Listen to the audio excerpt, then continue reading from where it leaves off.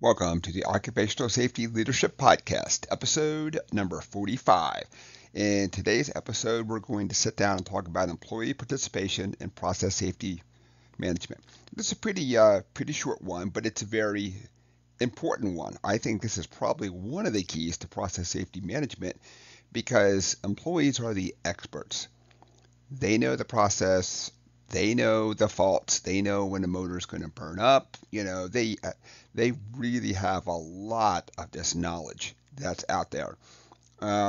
Sometimes they do a great job of sharing it. Sometimes they've tried to share this knowledge and they've been told you don't know what you're talking about. They've been told no.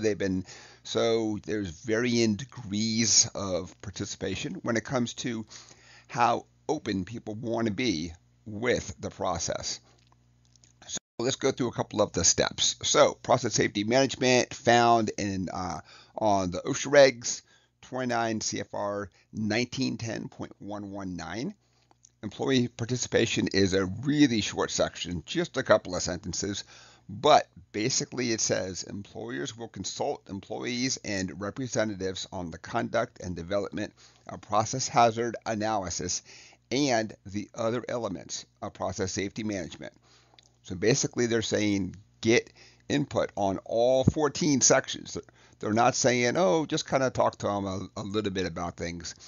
Get input from them on all 14 sections out there.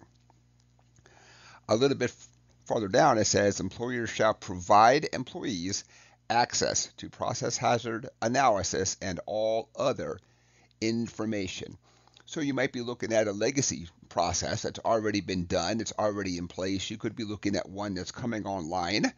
You might be brand new to the group. So you're just trying to look at what the group has already done. Things like recommendations, were they followed, were they not followed?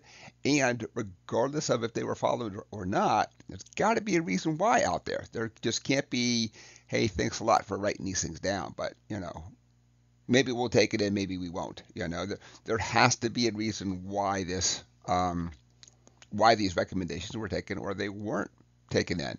So let's kind of switch gears some and talk about why I think it's really important that we have this in process safety management. And it's because they are the experts. I can sit in my cube and I can write a awesome SOP that means nothing at all because I'm not the expert. It means that I went down there, I walked around, I traced all the pipes, I looked at the process vessels, I looked at everything, and I said, I got a good plan. I just did a safety hazard analysis on this. Got to get with the employees. They know the process. So they know the hazards when it comes to the operation and the maintenance, which puts them at a fantastic position to help out with the job hazard analysis.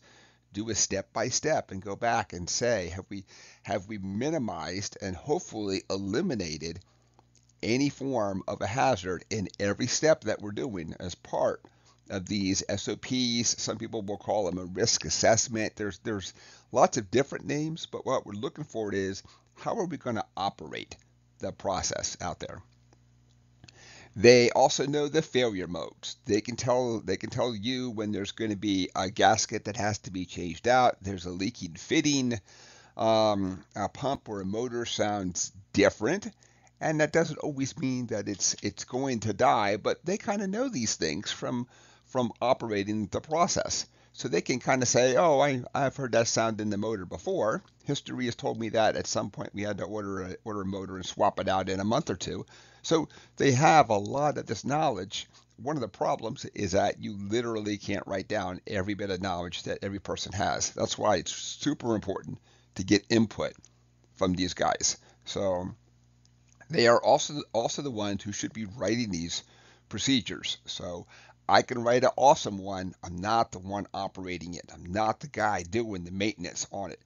So it really has to be it really has to be written by the people who are doing these so they can go back and put it in their terms, their language, because it's really them who has to run and operate this. So That is it for this short and sweet episode number 45, Employee Participation in Process Safety Management. Thank you so much for joining me today. My name is Dr. David Ayers, and have a safe day.